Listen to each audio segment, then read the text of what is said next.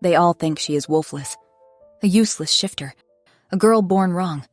And Velia prefers it that way, because being underestimated is safer than being feared, safer than being hunted, safer than losing him, the boy who once saved her, the man she loves, the Alpha King. For 18 years, she has hidden in plain sight, until the night a jealous lord decides to expose her, in front of the entire royal court. A single vial, a forced shift, no escape.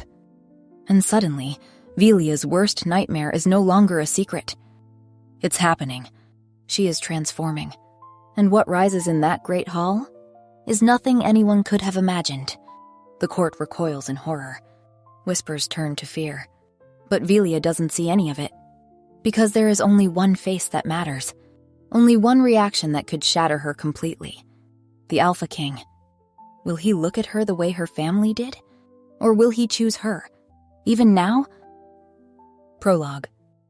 She was standing in the great hall when she realized she was going to lose everything. The court was assembled. The entire weight of the kingdom's aristocracy pressed into one room, watching her. They shouldn't even have been aware of her existence. How had she ended up standing in the center of this hall, alone, with every eye fixed on her? Not that it mattered anymore. It was all about to blow over. The shift was coming. She could feel it in her blood.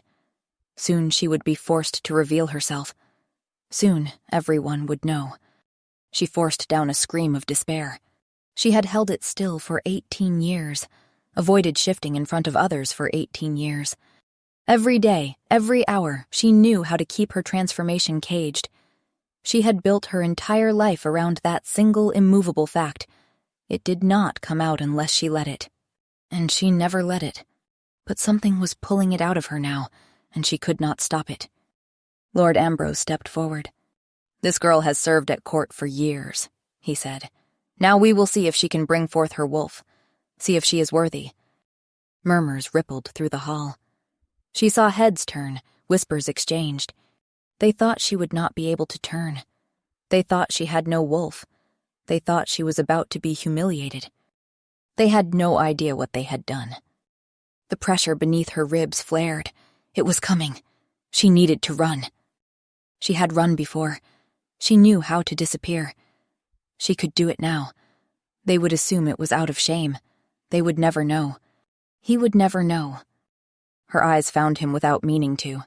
The Alpha King, Kalen. He stood at the far end of the hall, elevated on the dais, golden-haired and broad-shouldered, watching her with those pale blue eyes, waiting for her to do what Ambrose expected, stand here wolfless, humiliated, and let the court's judgment break. This was it, the moment she had spent her entire life avoiding. In seconds, everyone would know. The court would see. Kalen would see what she was, what she had always been. And she knew exactly what his face would do. She had been 8 years old the first time she watched people who loved her recoil in horror. She could not survive seeing such horror on Kalen's face, except she could not stop what was happening. The shift clawed at her from the inside. Her bones ached. She met the king's eyes one last time across the expanse of marble. "I'm sorry," she thought. "I'm so sorry." The shift took her. Her vision fractured. The room tilted. She had become the thing she had spent her entire life trying not to be. She heard the first gasp. "What is this?" someone screamed. Hundreds of faces. The council, the guards, Lord Ambrose, every single one frozen in shock. She did not need a mirror to know what they were seeing. She had known since she was 8 years old what she looked like through other people's eyes. And then, because she could not help herself, she turned toward him, toward her king. She closed her eyes, took a breath, and forced them open to meet his judgment. Chapter 1. 18 years before she was forced to shift in front of the Alpha King and his entire court, Velia shifted in front of someone she loved. Several someones, in fact. Her entire family.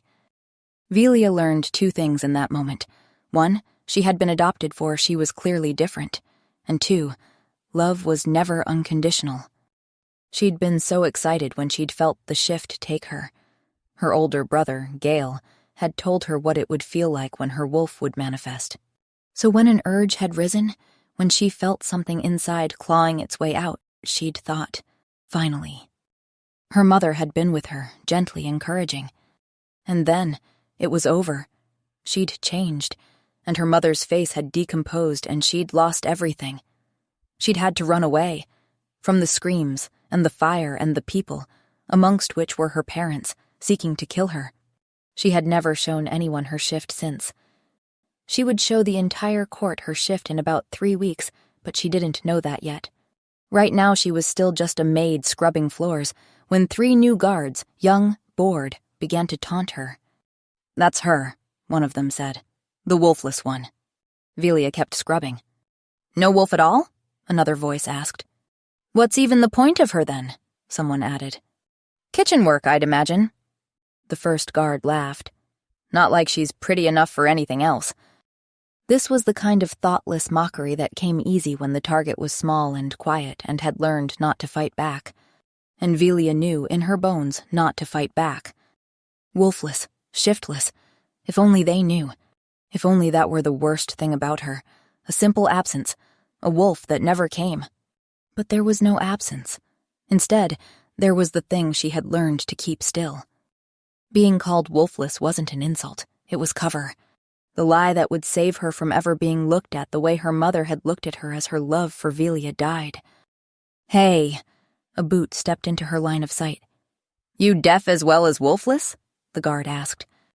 "Just doing my work," Velia said quietly. "Sure," the guard laughed. "But does it have to be someone taking up space at court?" He leaned in slightly. "Seems like a waste of resources if you ask me." "I should get back to work," Velia said casually. She moved to step around him. He stepped with her. "You know, you're pretty enough from up close." He reached for her with his hand. "Perhaps you could be of use after... Is there a problem here?" The voice came from behind her, warm, easy, the kind of voice that did not need to be raised to fill a space. All 3 guards went very still. Velia closed her eyes briefly and thought, not now. Kaelin was leaning against a wall, all golden hair and bright blue eyes and infuriating ease. He looked like he had just wandered into the corridor by accident. He had not wandered anywhere by accident. Beneath her ribs, the thing that was not a wolf stirred. "Your Majesty," the first guard bowed. "We were just..." "Just what?" Kaelin asked. "Making her day more difficult than it needs to be?" "No, Your Majesty," the guard stammered. "We were only wasting her time," Kaelin concluded. "And mine too, while you're at it." There was no threat in his voice, but the guards went pale anyway. "I'm sure you have somewhere else to be," Kaelin said, placidly as they squandered off. Velia watched them go with a sigh. "You shouldn't have done that," she scolded quietly. "Done what?" Kaelin blinked, all innocence. "Walk down a corridor in my own palace?" "The guards, Your Majesty," Velia said. "Velia," he groaned. "How many times must I ask you to call me by my name? You said you would." "I said when we're in private," she snapped. He looked around the corridor, servants passing with linens, guards stationed at the far end. "This is private," he said, confused.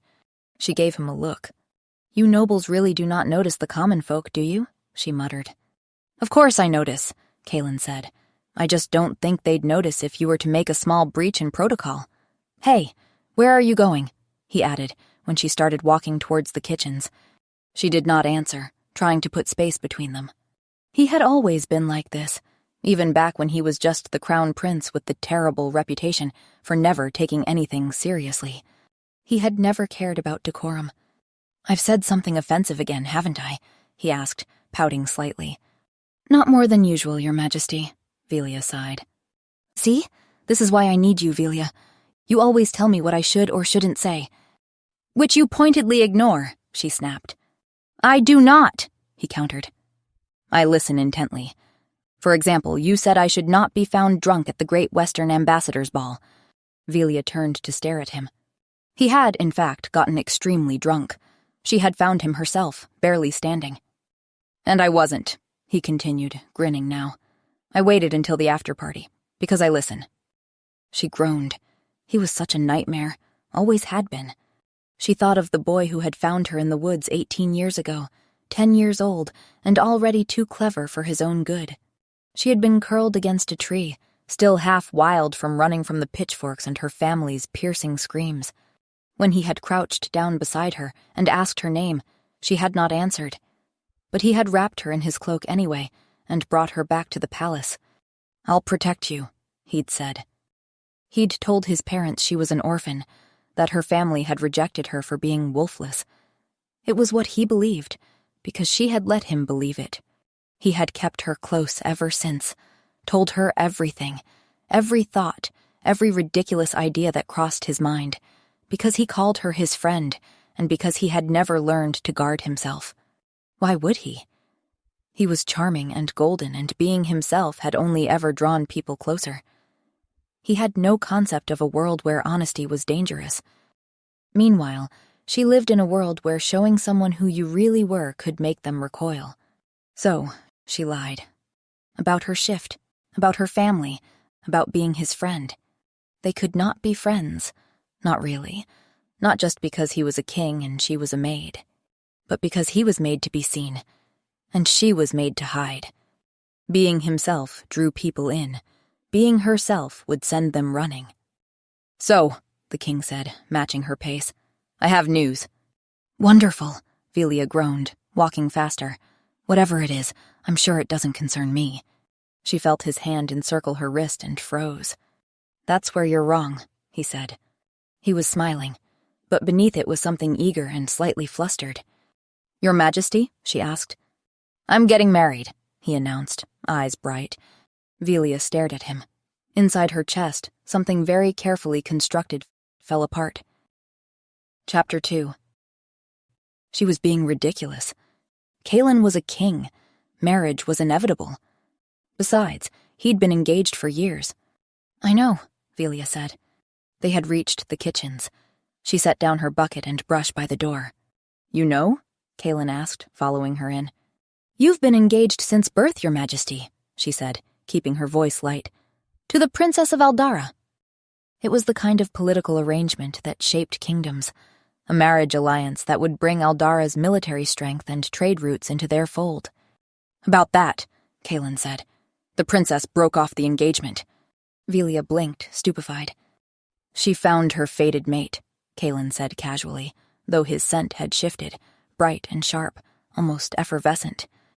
Excitement, the thing inside her noted. "A duke from up north or something, apparently," he went on. "The council nearly had a collective stroke." Velia's mind was already racing. "She can't do that," Velia snapped.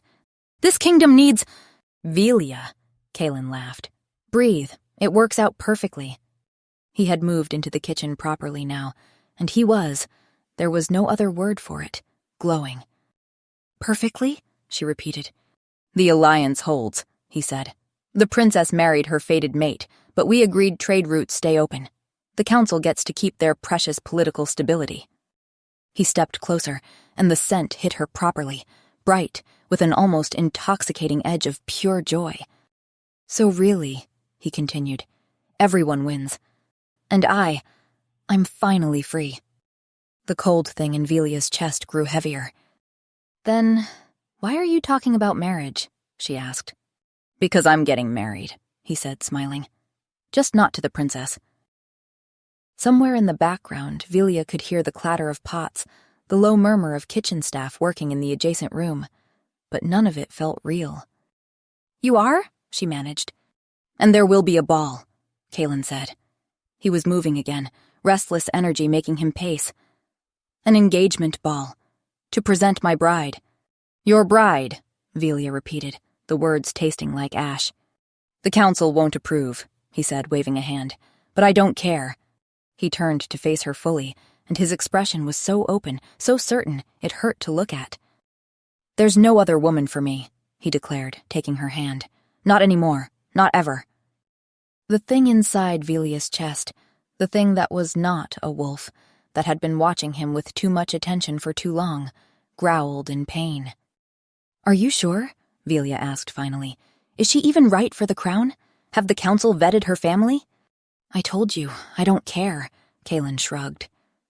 "I'm in love," he added softly, searching her eyes. You're in love, she repeated. Yes. He grinned a ridiculous, unguarded grin.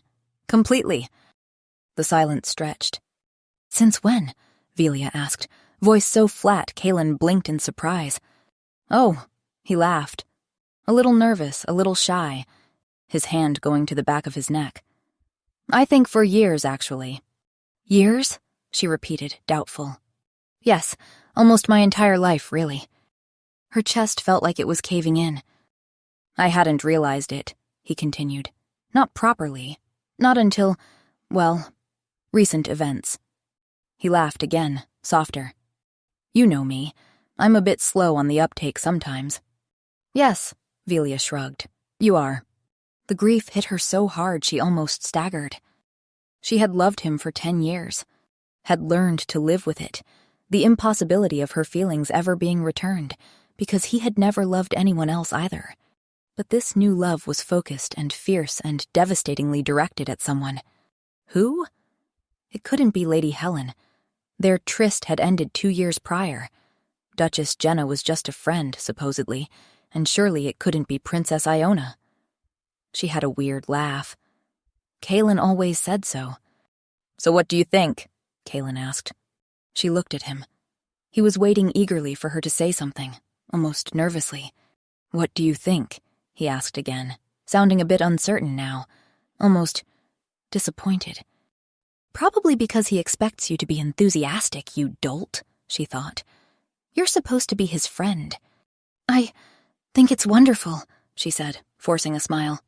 He searched her eyes. Yeah? He asked, still a bit uncertain but mostly hopeful now.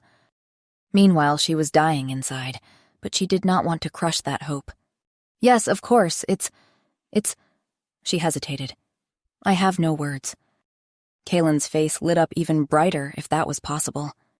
The engagement ball is in a week from now, he told her, squeezing her hand excitedly. Velia nodded. I'll make sure the kitchens are... she began. What? No. He stepped forward.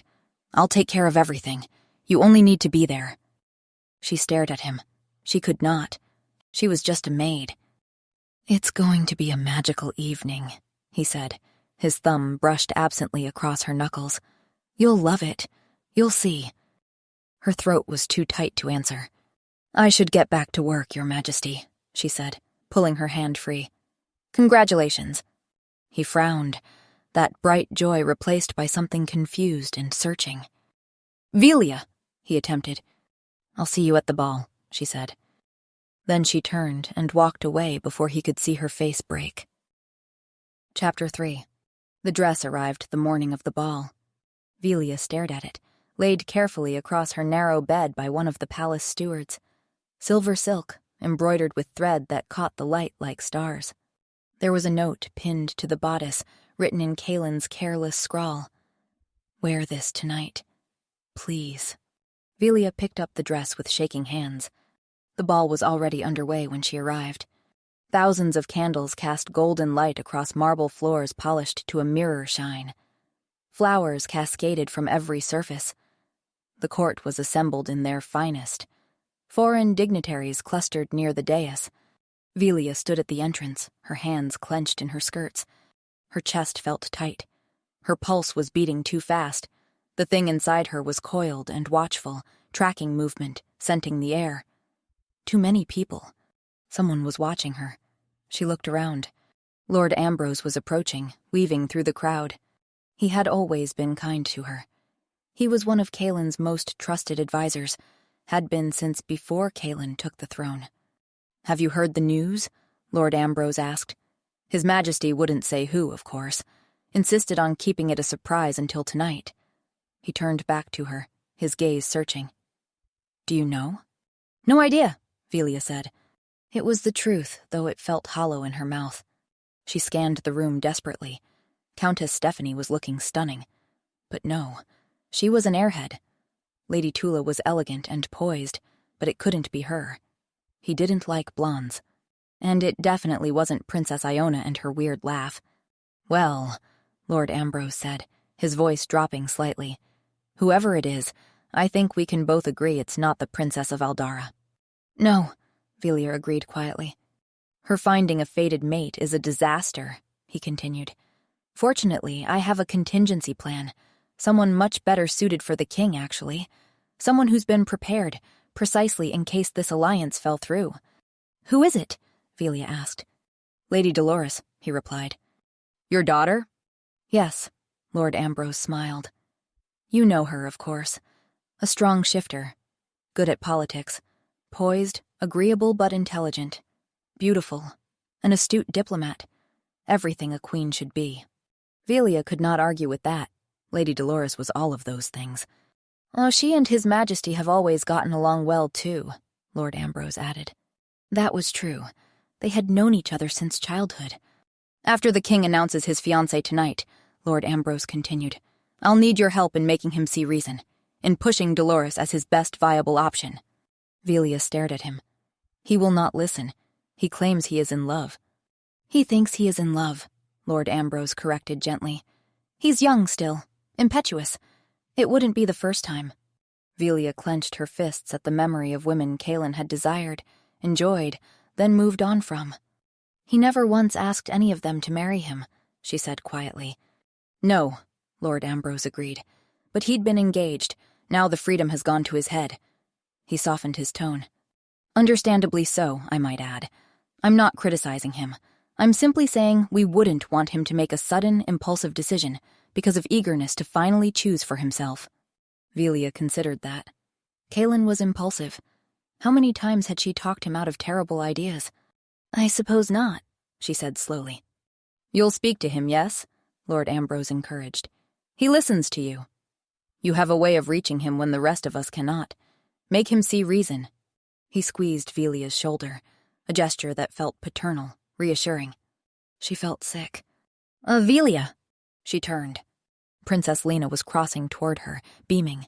Kaelin's younger sister, all dark curls and bright eyes and uncontainable enthusiasm. You look beautiful, Lena said. Absolutely stunning. I knew that dress would be perfect. You knew about the dress? Velia asked. Of course. Kaelin wouldn't shut up about it. Lena was practically bouncing. You know how he gets. Then she saw him and everything stopped. The room seemed to contract until there was only him. He looked beautiful. The candlelight caught in his hair, turning it to gold. He looked like something out of legend. Like the kings in the stories her mother used to tell her before. She cut the thought off. Her heart was beating too fast. She could feel it hammering against her ribs, could feel the thing inside her stirring in response to him. He crossed the room. The crowd parted without thinking, bodies shifting unconsciously to make way for their king. You came, he said. His hand closed around hers. She started, but she did not know how to finish. Before she could find the words, he was pulling her forward. His hand warm and certain around hers, leading her through the crowd. Kaelin, she tried. He did not seem to hear her. He pulled her up the steps of the dais, positioning her beside him. My lords and ladies, he said. His voice carried across the hall. The room went quiet. Hundreds of eyes, all focused on the dais. Velia's pulse was roaring in her ears. This was it. He was going to announce his engagement. She tried to pull her hand free. He held on. Thank you all for joining us this evening, Kaelin continued happily. As you know, this ball marks a new chapter for our kingdom. Velia scanned the room frantically. Where was she? The fiancée? Would she step forward from the crowd? The engagement of your king, Kaelin said. Murmurs of approval rippled through the assembled nobles. Polite applause. Velia's eyes darted from face to face, desperate. Velia held her breath. I am honored, Kaelin said, his voice going warmer, intimate, even though he was addressing hundreds of people, to present to you my intended bride. He turned to face her. She stared at him. At the way he was looking at her, tenderly. At his hand still holding hers. At the room full of faces all turning to follow his gaze. To her. The air left her lungs in a rush. My intended bride, he'd said. The words echoed in her head, nonsensical. This was not real. This could not be real. Kaelin, she whispered. But the room was already erupting. Applause, scattered at first, uncertain, like no one quite believed what they were seeing. The maid? Someone asked. Has he lost his mind? It was wrong. It was all wrong. She was supposed to be invisible, safe. She ripped her hand free from Kaelin's. Velia? His smile faltered. She ran. She ran until she burst through the terrace doors and into the cold night air. Chapter 4. The stone railing was cool under her hands. She gripped it hard enough to hurt, trying to ground herself, trying to breathe. The thing inside her was thrashing, wanting out, wanting to... Velia. His voice cut through the roaring in her ears. She heard the door slam behind him, heard his footsteps crossing the terrace, quick, urgent. Where are you going? Kaelin asked, sounding almost amused. The ball only just started. We didn't even dance. She turned. The tears were already streaming down her face, impossible to stop. He stopped. She watched his face change, watched the smile drop away, confusion giving way to shock. Velia, he said, uncertain. Is this a joke to you? She asked. What? He took a step forward. No, of course not. Are you mocking me? She insisted. Mocking? He looked like she had struck him. Velia, why would I? She stepped back when he tried to come closer. Then, why did you just tell an entire ballroom we were getting married? Her voice cracked on the last word. He stared at her. Because... His voice was barely above a whisper. Because we are? He said it like a question, like he was not sure anymore. No, Velia said. We're not. She watched something break in his expression. His hands dropped. We're not? He asked, sounding lost. Of course not, she cried. I'm a maid, Kaelin. I'm nobody. But you said you would, he argued plaintively. You said you'd marry me. When? She nearly shouted it. When did I ever say that? It was last week, in that corridor, remember? She did not remember. Her mind was static. I told you the princess had found her fated mate, he pressed on. Which was good because I was free to marry whoever I wanted, remember? Yes? Velia frowned. I told you there would be a ball to celebrate our engagement, Kaelin exclaimed. You said you'd come. Our engagement? She stared at him, at his desperate, pleading expression. You never said it was going to be our engagement. Of course I did. He was pouting now. I told you I loved you. He paused. You didn't say it back, but you said you were happy. I thought that was a good start.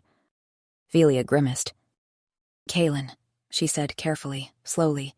You never said you loved me. You said you were in love, in general. I assumed you meant with somebody appropriate. Who else would be appropriate? He threw his hands up. Princess Iona with the weird laugh? You... His voice cracked. You really didn't understand I was talking about you? The question hung in the cold air between them. He stepped closer, slowly. He reached up with shaking hands and brushed the tears from her cheeks. I'm sorry, he said. I thought... But who else would it be, Velia? There could only be you.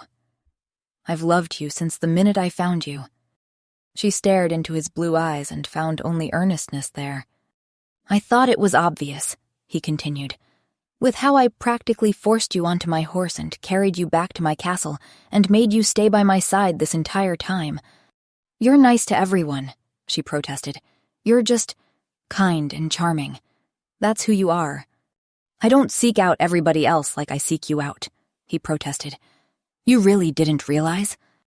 His scent was wrapping around her, and the thing inside her wanted to press closer, to soothe him, to... Kaelin, you were a prince, she said desperately, and now you're king. I'm nobody. You're the woman I love, he declared. You can't mean that, she breathed. He cupped her face in both hands. I mean it, Velia, he said. I mean it with everything that I am. Ever since I met you, I've thought only of you. Even when I was too foolish to know it was love. You're still foolish, she managed. He laughed softly. Yes, you're right. I am. I'm a fool. He leaned against her. Which is why I need you. I'm a mess without you. You know that. Then he was dropping to one knee. The movement was graceful despite the tremor in his hands. What are you doing? Velia asked. Asking you to be mine, he said, properly. His eyes never left hers. "Will you do me the honor of being my wife, Velia?" he asked. "And my queen?" She was shaking her head. Not because the answer was no, because this could not be real. "I will spend every day of the rest of our lives making you happy," he swore, "and being very serious and dignified and not at all a fool." She laughed, a half sob. His face brightened immediately. "I make you laugh, at least. That's something, right? And I can take care of you, and I—" He paused. "Did I mention how much I love you?" "You can't mean it," she whispered. His expression shifted. His eyes dropped to her mouth, then back up. When he spoke again, his voice was lower. "Let me show you how I mean it," he said. Then he was standing, pulling her close, and his mouth was on hers. The kiss was soft at first, tentative. Then she made a small sound and everything changed. His body pressed against hers, solid and warm. The kiss deepened, turned hungry. The thing inside her chest, the thing that was not a wolf, surged toward him, wanting to be closer, wanting to twine around him. She could feel herself losing the fight to keep it still. Her hands fisted in his velvet jacket, pulling him closer. "Say yes," he breathed. His voice was wrecked. "Say you'll be mine." "Yes," she whispered. The word had barely left her lips before he was grinning against her mouth, laughing, pulling her into his arms properly and spinning her. "You're going to be my wife," he said, beaming. "You said yes. You're going to be my queen." His hands were on her waist, pulling her closer. "And my mate," he murmured against her throat, his lips trailing along her skin. "All mine." She froze. The word cut through the haze of warmth and want. Mate. He did not notice. He buried his face in her neck, breathing her in deep, his body tight with relief and longing. "I cannot wait until we're mated," he said against her skin. "You don't know how long I've been wanting." The panic hit. Of course he would expect to mate with his wife. That was what shifters did, and when they did, he would know. He would feel what was inside her, would know she was not wolfless. He would know exactly what she was. She had just agreed to marry the man she loved, the man she had loved quietly, carefully, impossibly for years. And she was going to have to end it. Chapter 5. A week had passed since the engagement ball. Velia stood in the gardens, pacing, trying to breathe. Alpha kings did not just take queens, they took mates. The mating bond strengthened the line, increased the chances of conceiving an heir. And even if he wasn't being pressured, Kaelin wanted it. She could tell, could smell it on him every time he touched her. Heat flooded her face at the memory. The past week had been... She did not have words for it. He kissed her constantly. In corridors, in council chambers when he thought no one was looking, in the gardens where anyone could see. Soft kisses, deep kisses. Kisses that made her forget her own name. She wanted him, wanted this, but the bond would create a link between them. He would sense what she felt, and he would know something was wrong. Her hands were shaking. She could not let him see, could not let him know what she was. Her mother had loved her, had sung to her, had soothed her to sleep, had chosen her when she did not have to. And the second she saw what Velia really was, that love had turned to horror. If her own mother could not survive the truth, how could Kaelin? She imagined it. His face, that beautiful, unfairly beautiful face, going from warm to horrified. She would not survive it. Velia. She jumped. Lord Ambrose was standing beside her in the garden. She had not heard him approach. "Lord Ambrose," she said, pressing a hand to her chest. "You startled me." He frowned, stepping closer. "Are you all right, child?" "Yes, of course." She dropped into a curtsy automatically. "Forgive me, my lord." He smiled. "You don't have to curtsy, Velia. You are the king's intended now, after all." The words made her feel shamed, somehow, though she could not say why. "Lord Ambrose," she said quickly, "I really did not know. No. He waved a hand, cutting her off. "I'm sure you didn't. I trust you would have told me. You would have, wouldn't you? Of course. Good. He gestured to the garden path. Walk with me? They walked side by side through the gardens. The morning sun was warm on her skin. Velia, Lord Ambrose said after a long silence, you know I have the utmost respect for our king, that I believe in him and the strength of this kingdom. Yes, she said slowly. You also must know that over the years I've grown quite fond of you, Velia. She felt touched and guilty in equal measure. My lord. Which is why, he continued, his voice gentling, you cannot and should not be offended by what I'm about to say, because I must say it. It comes from a place of affection and loyalty. He stopped walking, turned to face her fully. Velia, he said quietly, you cannot marry the king. She paused, stared at him. He was right. Of course he was right.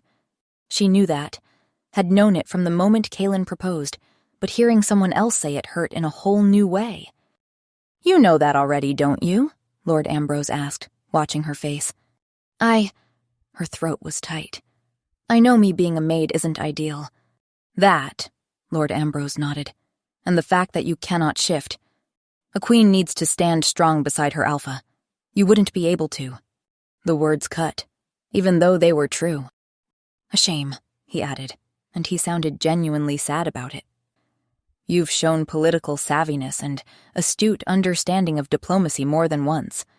Over the years, you've been a tremendous asset to the king. He listens to you, and for good reason.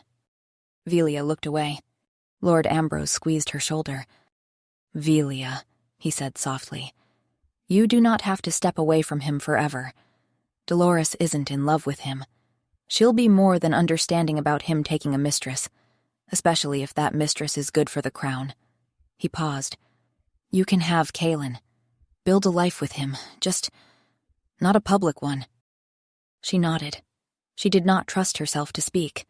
My dear, Lord Ambrose said, his voice full of sympathy, I understand this must be hard. Lord Ambrose? The voice cut across the garden like a blade. Kaelin was standing at the other end of the path. He was smiling, but his eyes were not. Lord Ambrose turned, bowing smoothly. Your Majesty.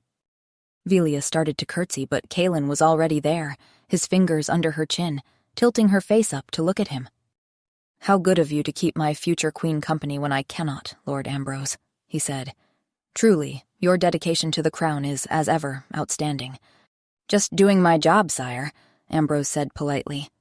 Yes, well, Kaelin's arm slid around Velia's waist. I'm here now, you may leave. Your Majesty. Kaelin was already walking away, guiding Velia with him. Good day, Ambrose, he said dismissively.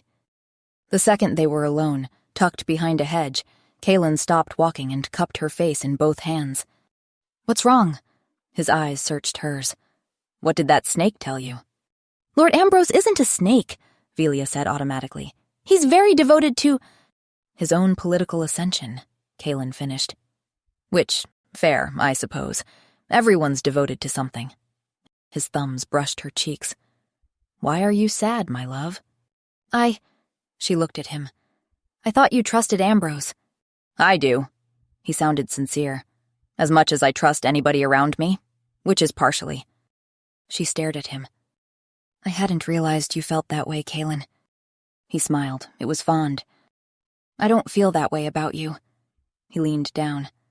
I trust you implicitly. Always have. Kaelin! I've missed you, he murmured. His hand slid into her hair. The thing inside her surged. She could feel it pressing against her control, wanting out, wanting him. I should tell you, she said. Tell me. His breathing was uneven. I want to know. Everything. But first, he kissed her again. Go change. I'm taking you riding. Riding? Yes, he said, boyish and bright. We're going for a picnic, just you and I, some alone time. He kissed her again, groaned against her mouth. She could smell desire on him, want barely restrained. Yes, he murmured to himself between kisses. Alone time. It'll be good. We need it. He kissed her harder. One more day, she thought. One more day of pretending this could work. Then she would end it. Chapter 6. She needed to end this engagement. She had tried to end it. Over and over, all week, she had tried. The first time was in the library. Kalen was pretending to read a treatise on trade agreements, his expression so pained she almost laughed. When she said his name, he looked up at her like she was salvation itself. "Save me," he begged, pulling her into his arms. "I'm being murdered by bureaucracy." She felt his lips against her throat and forgot what she was going to say. The second time, she cornered him outside the council chamber. "Kalen, I need to speak with you," she said. "It's important." "Of course." He was already pulling her into an alcove. "What is it?" "Our wedding," she began. "Oh!" His whole face brightened. "I almost forgot." He produced a ring from his pocket. "It was my grandmother's," he said, suddenly shy. "I know we'll get you something grander for the official ceremony, but I wanted you to have this now." He slipped it onto her finger. "Do you like it?" he asked, hopeful. She kissed him instead of answering. By the time she tried again, over breakfast in her chambers, she was running out of ways to begin. "Kalen, I've been thinking," she said carefully. "Do you think this is a good idea? Us?" The smile faded. Then he stood, circled the table, pulled her to her feet. "Yes," he said simply. "I think it's the best idea I've ever had." He kissed her before she could speak. "I love you," he said against her lips. "Stop trying to talk yourself out of this." "I'm not trying to—" "You are," he said. "I can see it. Every time you get that look on your face, like you're about to run. Don't run from me, Velia." So here she was, a week later, still engaged, still terrified, still in love. She had gone to his study after dinner. Just to talk, she told herself. Now the sun had set. The candles on his desk burned low. The palace had gone quiet around them. He'd kissed her, soft at first, gentle. The kiss turned hungry, desperate. She could feel his heart racing, could smell the sharp spike of arousal mixing with his scent. Closer. Need to be closer, the thing inside her claimed. "Velia," he breathed against her mouth. We should stop." "Then stop," she said. "I'm trying." He did not sound like he was trying. He sounded wrecked. Her hands found the buttons of his shirt. His hands found the laces at the back of her dress. They came free. The fabric slipped from her shoulders. His mouth was on her neck, hot and insistent. Her fingers tightened in his hair. Then his lips found the curve where her neck met her shoulder. He kissed it, once, twice, and began to suck. The sensation tore through her. "Yes," she heard herself say. "Please." He sucked harder. She could feel his teeth pressing against her skin. Light, teasing, not enough. She wanted him to bite down, wanted him to claim her so badly she could not think. The thing inside her was roaring. He bit down, light, not breaking skin, but it was enough. Instinct took over. Her hands fisted in his hair. She tilted his head to the side, felt her teeth sharpen, and then she was biting down on his shoulder. A bond flared to life. For one brief, devastating moment, she felt him, his emotions pouring into her in a rush. Lust, hot and desperate. Love, so much love. Joy, wonder. And then something else, a strange disconnect, like the world had gone soft at the edges. Wrong, this was wrong. She pulled back, gasped for air. Her reflection caught in the darkened window across the room. Golden eyes, slitted pupils, fangs where her teeth should be. Horror crashed through her. She forced it down, shoved the beast back into its cage with every ounce of will she had. Then looked at Kalen. He was staring at nothing, his eyes unfocused, glassy, a slow, dreamy smile spreading across his face. Her heart stopped. "Kalen?" she asked, cupping his face. He did not seem to hear her. His pupils were too dilated. His breathing had gone slow and deep, like he was half asleep. She had seen this before. The villager during her escape. She had bitten him, and he had gone from screaming about monsters to vacant-eyed, stumbling. She had poisoned him. She had poisoned Kalen. No, she whispered. No, no, no. 2 small puncture marks on his shoulder, already closing as his body healed. But he looked wrong. Kaelin, look at me. Look at me. He blinked slowly. Velia? His voice was distant, dreamy. Talk to me, she begged. Please, are you— I'm fine, he mumbled, slurring slightly. He was not fine. I'm calling for a healer, she said, panicked. Healer? He laughed, confused. Why, He reached for her hand, brought it to his lips, kissed her knuckles with that same dreamy, wrong smile. I'm perfect, he said. Everything's perfect. It was not perfect. She could hear his heartbeat, steady, strong. He was healing. She could see the bite marks closing completely. But his eyes were still wrong. His scent was wrong, venom mixed with something off. She moved away from him, pulled her dress back up with shaking hands. Velia, he said, more focused. What? I need to go, she said. Why? He reached for her. Don't. Stay. She could not stay. She could not stay here looking at what she had done to him. He was healing, but it did not change the fact that she had hurt him, that she could have killed him. Velia, he said again, more alert now. What's wrong? Everything. We can't get married, she declared. He went very still. What? We can't, she repeated. He laughed. It sounded nervous, confused.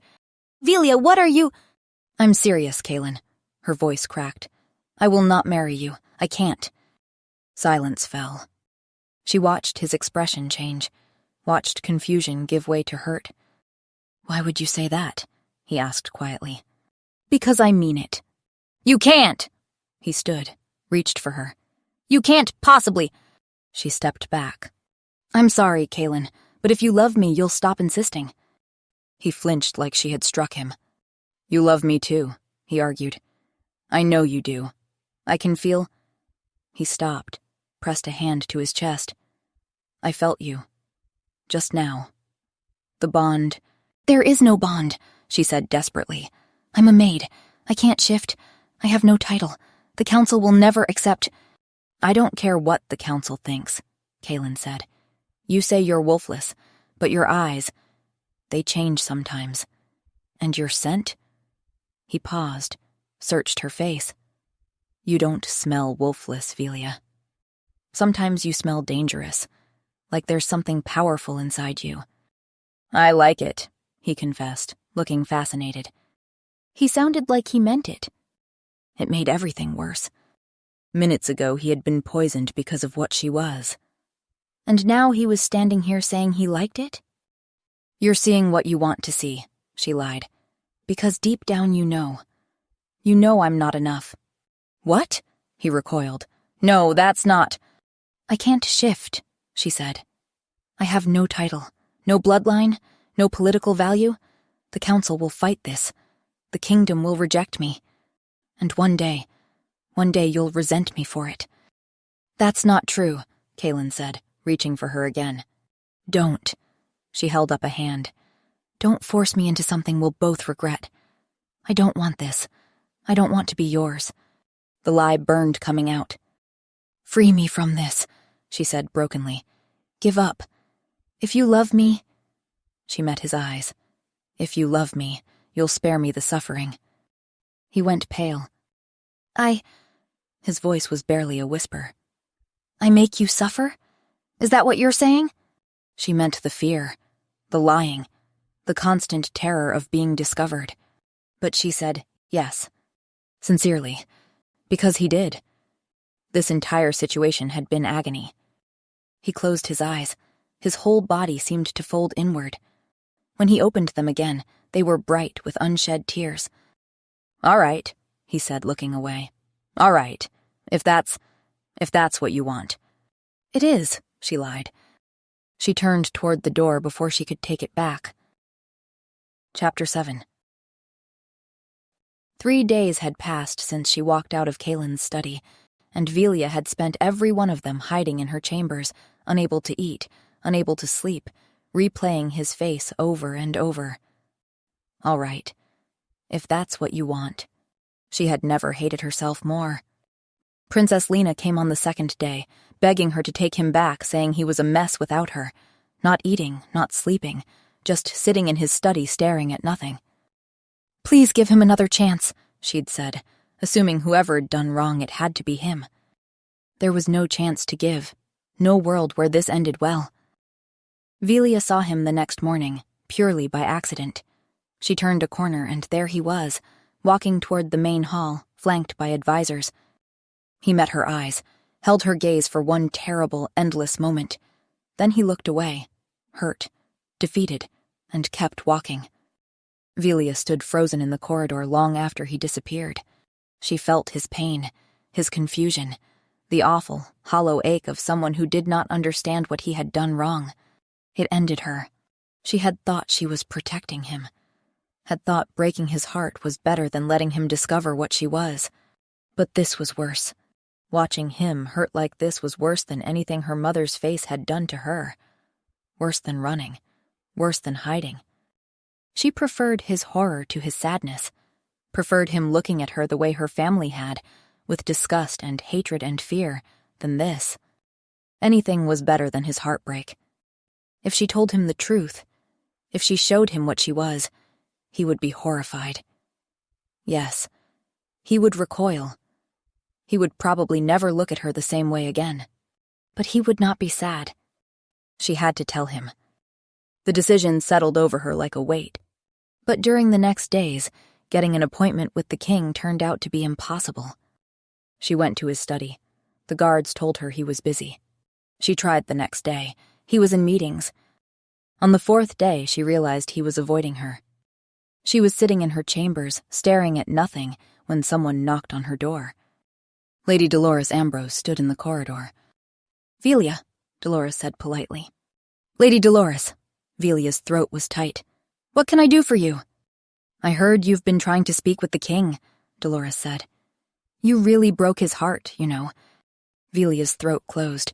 "I know." Dolores's expression softened slightly. "Look, I'll help you. He's in a council meeting right now, in the Great Hall, with visiting dignitaries and neighboring monarchs.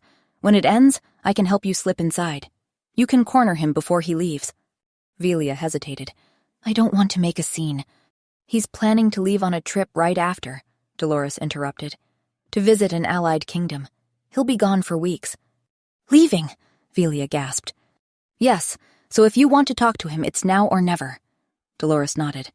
Velia stood. "All right, thank you." Dolores made a face. "What is it?" Velia asked. "Your scent," Dolores said carefully. "It's just a bit off. That's all." Velia's stomach dropped. Her scent-masking potion. She had forgotten to take it this morning. She took one every day, a bitter-tasting concoction that dulled her natural scent, made her smell nearly human. Without it, her real scent would be noticeable, enough to make them wonder. "Oh, right, yes." Velia turned toward the back of her chambers. "Give me a minute." She went to the small cabinet where she kept her potions. The shelf was empty. Gone. All of them. Every single vial. "Something wrong?" Dolores called from the doorway. "No, it's nothing, it's—" Velia was pulling open drawers now, searching frantically. "It's just, I usually take a potion to hide my scent, so people don't notice the wolflessness, you know?" It was a lie. She took the potion so people would think she was wolfless, but in her desperation, she did not know what else to say. Dolores appeared in the doorway. "Oh, right. Well, my father might have some," she smiled. "He takes similar potions sometimes, before important meetings, to appear less dominant. Easier for diplomacy, he says." Dolores smiled. "I can get you some if you'd like." "Would you?" Velia felt dizzy with relief. Lord Ambrose's chambers were empty. Dolores let herself in with practiced ease, went straight to a cabinet, and produced a small vial. "Here," she said, handing it to Velia. "That should do it." Velia drank it without hesitation. It tasted wrong, sharper than her usual potion, with a bitter aftertaste that made her grimace, but she swallowed it down. They made their way to the great hall. The doors were closed. Guards stood at attention. Through the thick wood, Velia could hear the low murmur of voices, dozens of them, maybe hundreds. "Wait here," Dolores whispered. "I'll signal when it's safe." Velia nodded. Dolores slipped inside. Velia waited. Her heart was pounding. The thing inside her chest was restless, shifting, like it could sense something was wrong. The doors opened. Dolores gestured her inside. Velia stepped into the great hall and stopped. The room was exactly as it had been the night of the engagement ball. Candles everywhere, flowers, polished marble floors. But instead of music and dancing, there were rows of chairs filled with nobles and dignitaries and foreign monarchs. All of them turned to look at her, all of them staring. Why were they staring? Her eyes found Kalen. He was sitting on the dais, unmoving. He looked pale, exhausted. When his eyes met hers, they were full of hurt. Then Lord Ambrose stepped forward. "My lords and ladies," he said. His voice carried across the silent hall. "I present to you the king's intended bride." Velia's stomach dropped. "No." "As you know," Ambrose continued, "a future queen must prove herself worthy of the crown. This includes the traditional shifting ceremony, where the court may witness and judge the strength of her wolf." Velia could not breathe. She had been set up. Dolores had not brought her here to talk to Kalen. She had brought her here to humiliate her, to force her in front of the entire court so they could watch her fail to shift. But why? They were broken up.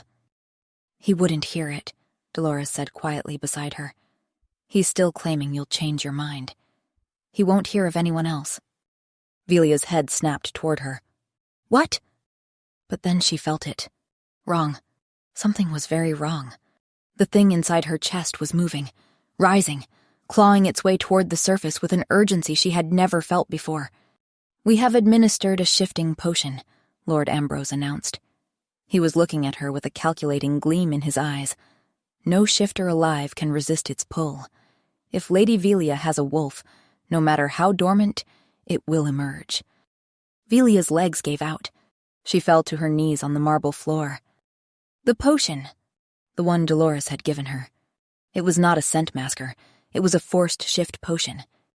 They thought she would stand here, trembling, while nothing happened. Thought the court would see her fail and deem her unworthy. Thought Kalen would have no choice but to agree.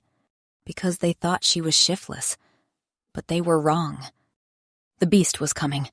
She could feel it tearing through her control, unstoppable, inevitable. Her worst nightmare. Everyone would see. Kalen would see. She had to run. They would think she was just wolfless and ashamed. They would let her go. She looked up. Kalen was staring at her, hurt, confused. No, she thought. I can't run. Not this time. She had wanted him to see, had decided to tell him the truth. He would see now, would see exactly what she was, would understand why she had ended it. The shift took her. Her bones cracked and reformed, her skin rippled, the world tilted and sharpened. When it was done, there was silence. Then a gasp. She opened her eyes. The world looked different from this height. Sharper, colors brighter, scents overwhelming. People were screaming now. She ignored them. She found Kalen's eyes across the hall and waited for the horror to come. Chapter 8. Velia stood on 4 paws that were not paws, lion paws, large and heavy and wrong. She could feel the serpent tail coiled behind her, scaled, muscular, alien. The world looked different from this height, sharper, colors too bright, scents overwhelming. She rose slowly, felt every eye in the room locked on her. Then the screaming started. She did not look at them, did not care about the nobles scrambling backward, the foreign dignitaries pale and staring, the guards reaching for weapons. She looked at Kalen. He was still sitting on the dais, still staring. His face had gone white, his eyes were wide. Waiting. She was waiting for it. For the moment his expression would shift from shock to horror, for the recoil, for the disgust. But his face just looked wrong. Pale. Too pale. his eyes unfocused. Then he swayed and fell. The sound of his body hitting the marble floor cut through the screaming like a blade. "No!" Velia lunged forward. More screams erupted around her. Guards moved to block her path, weapons drawn. She could hear Kaelin's heartbeat from across the room. Too slow, irregular, wrong. Could smell his scent changing, the warmth of cedar and leather going sour, chemical, poisoned. Poisoned. He had been poisoned. She snarled. The guards flinched but held their ground. "Your mate needs you," something whispered inside her. "The beast. Fight them. Get to him." She forced the rage down. These were palace guards. People she knew. She could not fight them. But she had to reach him. She took a step forward. Slow. Deliberate. "Stay back!" one of the guards shouted. His voice cracked with fear. "Don't move or we'll—" An arrow whistled past her head. On the dais, she saw Princess Lena rush to Kaelin's side, dropping to her knees beside him. "Kaelin!" Lena's voice was high. "Someone call a healer! The king has been injured!" Not injured, poisoned. Velia tried to say it, tried to force the words out, but the potion was still holding her in this shape. A guard stepped directly into her path, shifted, a large gray wolf, lips pulled back, snarling. She stopped, met his eyes, tried to show she was not a threat. He lunged. "Stop!" Lena's voice cut across the chaos. The wolf hesitated. A healer arrived, kneeling beside Kaelin, pressed her fingers to his throat. "I don't understand," she said. "He's fading so rapidly." "Do something!" Lena shouted. "If I knew what he had, I could perhaps be more efficient, but—" "He's been poisoned," Dolores said. Her voice rang clear across the hall. Velia froze. Dolores knew? How did she know? Lord Ambrose stepped forward, his voice booming. "Yes! Poisoned! Obviously this creature," he pointed at Velia. "This abomination has been manipulating and poisoned the king." "Don't be ridiculous," Lena snapped. "Why now? They've been friends for years." Velia felt something crack in her chest. Lena was defending her. "Well, who else would?" Lord Ambrose started. "Father, stop!" Dolores pleaded. "Kaelin is in danger. We need to—" "Dolores," her father warned. Dolores looked at him, then at Kaelin, pale and dying on the floor. "It was us," she said quietly. "Me. I poisoned him." Velia roared. The sound tore through the hall, rage and betrayal and grief compressed into one inhuman cry. She lunged forward. "Wait!" Lena raised her hand, commanding. "Stay still!" Velia stopped, met Lena's eyes. The princess looked terrified but steady. Velia forced herself to obey. "My father wanted me to marry Kaelin," Dolores said, the words tumbling out. "When Velia broke off the engagement, he put me forward as a candidate. But Kaelin wouldn't hear it." Lena's head snapped toward her, eyes narrowing. "He kept saying he was waiting," Dolores continued, her voice breaking. That Velia would change her mind. He claimed they were mates, that he felt a bond with her. Velia felt something twist in her chest. Dolores looked at her father, then back at Kaelin. "So my father devised a plan." Her hands were shaking. "I was to drug Kaelin with a compliance potion, make him suggestible enough to sign a wedding contract." The healer made a sound of horror. "You didn't." "Meanwhile," Dolores pressed on, "Father would expose Velia as wolfless using a forced shift potion, remove her from consideration entirely. Once Kaelin came to his senses, the contract would be signed, Velia would be gone, and he would have no choice but to accept me." "You poisoned him," Lena said. Her voice was ice. "For a marriage contract." "But he wouldn't sign!" Dolores was crying now, openly. "Even drugged, he wouldn't sign. He kept asking for Velia, kept saying he loved her." Velia felt her serpent tail coil tighter. He had fought it. Even poisoned, even manipulated, he had fought for her. "We had to give him more of the potion," Dolores sobbed. "More and more until—" "That potion contains traces of nightshade," the healer interrupted, her voice sharp with horror. "To weaken a shifter's metabolism, prevent them from healing. In high doses, you essentially gave him poison." "I didn't mean to." Dolores's face crumpled. "I love him. I didn't mean to kill him." "Love?" Lena's voice could have cut stone. You call this love? Surely there's an antidote, Lena said, turning back to the healer. Her voice was desperate now. There has to be. It's too late, the healer said. Her voice was flat, resigned. His body is shutting down. Even an alpha's healing cannot. It's not too late. The words whispered through Velia's mind, not her thoughts. The serpent's. We can fix this. Velia moved. The guards raised their weapons immediately. But Lena saw her. Saw the way she moved. Slow, deliberate, unthreatening. Velia stopped a few feet away, lowered herself to the ground, bowed her head, showing submission. Lena stared at her for a long moment. Then she nodded. Let her through. Your Highness, one of the guards protested. Let her through, Lena repeated, steel in her voice. The guards parted. Velia moved forward. Every step felt like walking through fire. Every eye in the hall was on her, watching, judging, seeing the monster she had spent 18 years hiding. She did not care. She reached Kalen. He looked so small lying there, so pale. His breathing was shallow, labored. She could smell death on him. Faint but present, growing stronger. No, she would not let him die. The serpent tail moved without her conscious thought, instinctive, like it knew what to do even though she did not. It curved around, positioned itself over his chest. Then it lowered, the scaled tip pressing against his skin just above his heart. She felt a drawing sensation. The tail was extracting something from his blood, pulling it through his skin, neutralizing it with her own venom system. A biological antidote. She had not known she could do this. The serpent had known. The process felt like hours. But when it was done, Kalen's breathing evened out and color began returning to his face. His eyes opened. He stared up at her, at the creature looming over him, lion body and serpent tail and wrongness made flesh. He opened his mouth, closed it. His hand lifted slightly, trembling. He looked terrible. Sweaty and pale and held together mostly by the guard at his back, and his eyes were still not quite right. She felt the shift pulling at her, the potion's effect finally wearing off. She let it take her. The transformation back was faster. When it was done, she was human again, kneeling beside him.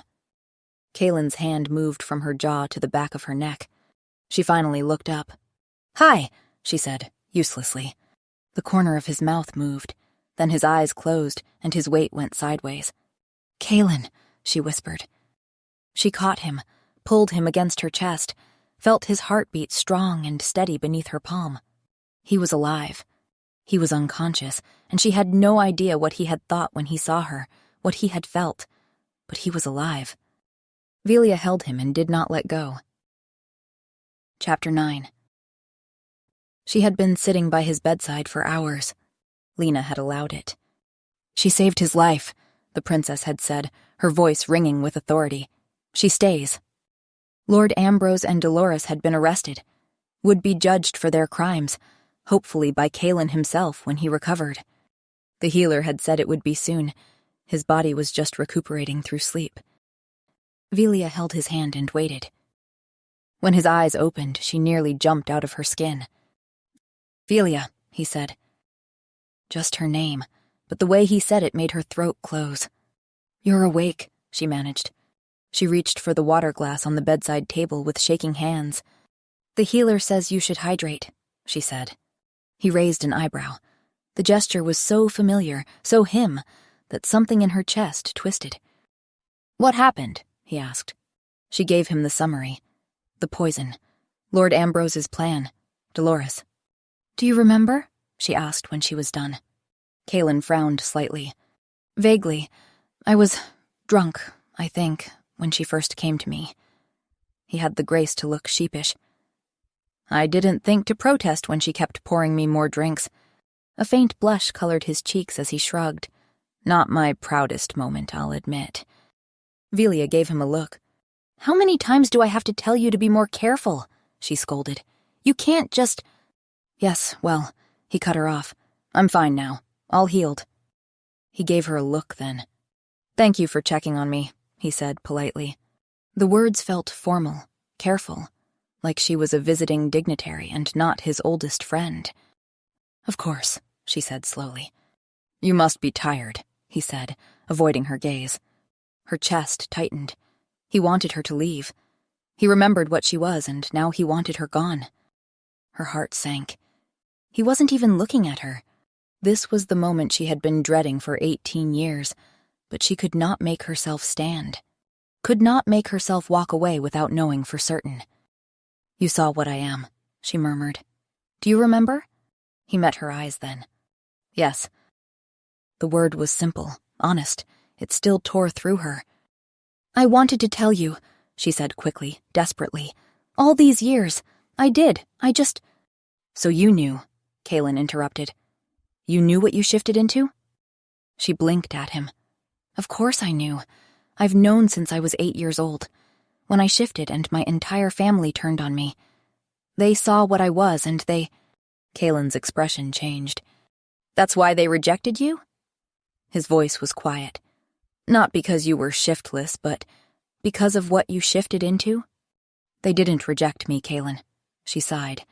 "They came after me. They tried to kill me." She watched him take that in, shock giving way to comprehension to something darker, something cold and dangerous that she had only seen a handful of times. "You should have told me," he said. His voice was quiet. Velia's stomach dropped. "I know," she said quickly. "I'm sorry, but you should have seen the way they looked at me. I didn't want you to—" "They need to be brought to justice," he snapped. He was sitting up properly, his eyes blazing. He was not angry at her, she realized, but at them. "They need to pay for their crimes," he continued, murderous. "Hunting a child, trying to kill you." Velia stared at him. "Kaylin," she said slowly, "I don't know if you remember what I look like properly." "Of course I do," he said. He sounded almost offended now. "Big lion body, serpent tail." "Yes," she said, throwing her hands up. "So no wonder they tried to kill me. So did your guards." His expression went dark again. "What?" His voice was deadly quiet. "Which ones?" "It doesn't matter!" Velia nearly shouted. "Look, Kaylin, the point is—" She paused. "I'm sorry I never told you," she said quietly. "I should have. I didn't want to lose you." He frowned. "Lose me?" "Yes, when you saw what I— Well, you didn't seem too worried about losing me when you said we couldn't get married and shattered my heart into 1,000,000 pieces," he accused with a pout. Velia stared at him. "Will you stop being dramatic?" "I'm not being dramatic," he replied, affronted. "We share a bond now, you and I. You feel it too, don't you?" She could feel it, that thin thread connecting them, carrying his emotions like echoes. "Yes," she admitted. "But Kaylin—" "So why, Velia?" He sounded desperate now. "Why won't you marry me?" Her brain stopped working for a moment. "Excuse me?" she managed. "Are you really, sincerely asking me why?" He abandoned all pretense of acting proud and looked at her, painfully earnest. "What do I need to do to get you to marry me, Velia?" he asked. "Is it because I took too long to ask that you don't believe I can be a good mate? Or is it because I sometimes, very occasionally, drink too much at parties?" "It's not occasionally," she muttered. "Or is it—" He looked away. "Do you not trust that I love you? Because I didn't break off the engagement sooner?" He reached out then, took her hand in both of his. "I tried to," he said. "Many times. Spoke to my father about it. Tried to find other ways to keep the alliance without offending the princess." "Kaylin," Velia tried. He kept going. He wouldn't hear it, and the princess wouldn't hear it either. "You know she was quite taken with me before she found her mate?" He said it without arrogance, slightly bewildered by the fact. "So, I thought perhaps if I could gently discourage her, show her I wasn't suitable at all." Velia's eyes narrowed. "Wait, is that what all of your conquests and philandering and general frivolity was about?" He had the grace to look sheepish. "Yes?" "Mostly. I was hoping she'd be fed up with me," he added quietly. "But it turns out you're the one who was fed up with me." Something in Velia's chest cracked. Well, I didn't much like seeing you flirt with every other girl, she admitted. I didn't want to flirt with you before I knew I could make you my wife right after, Kaylin pleaded, utterly sincere. I didn't want to start something I couldn't finish properly. Whatever you need me to be, I can be, he said softly. I can... Kaylin, Velia interrupted. Are you seriously thinking that I broke off our engagement because of you? He tilted his head slightly. Well, didn't you?